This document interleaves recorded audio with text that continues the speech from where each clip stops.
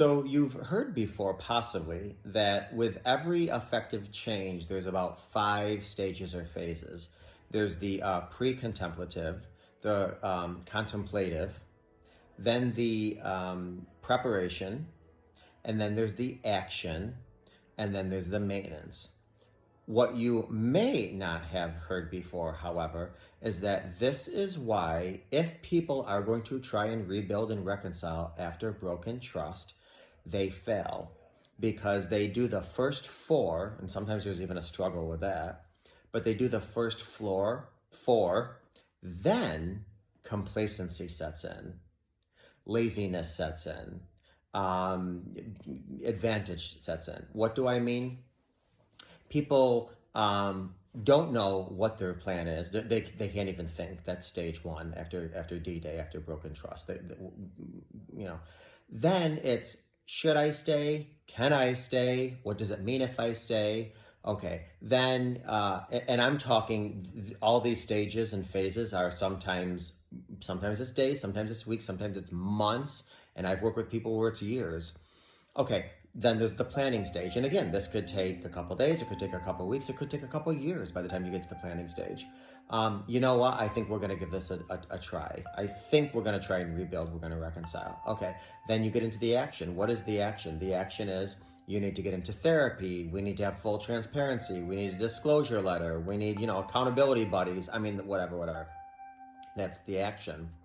Then after that, it's the maintenance. But this is where people go wrong.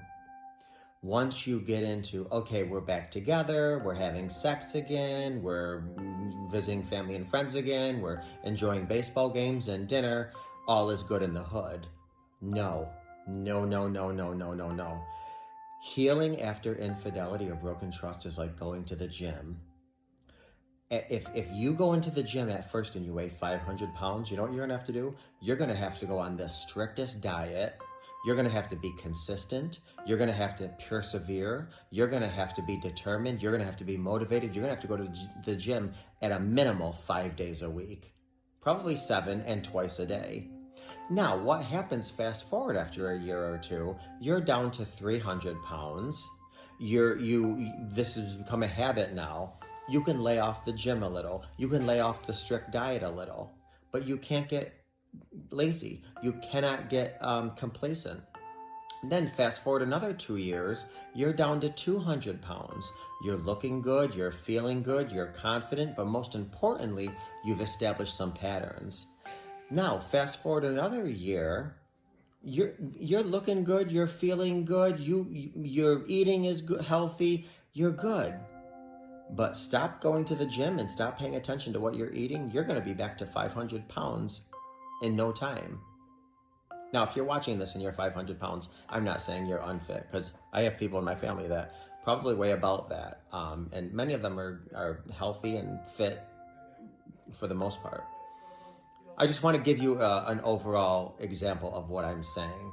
Is that just because you are at a point where you look and you feel good doesn't mean you can get lazy, doesn't mean you can get complacent, doesn't mean you can stop going to the gym.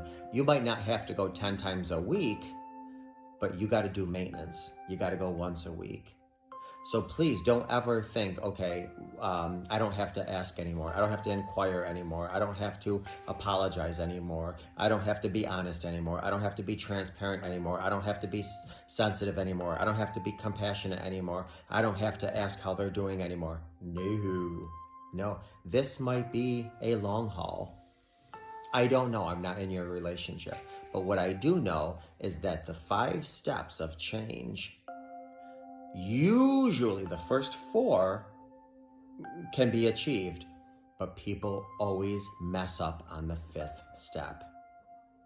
Complacency and infidelity do not jibe together. Do not jibe together. Your new normal is not going to look like your old life. Do not get complacent. I'm not saying you have to get up every day and do bells and rub your spouse's feet and apologize and make them coffee. But whatever that new normal is, it's gotta be consistent. It's gotta be a pattern. Do not get complacent with the 5th stage and phase.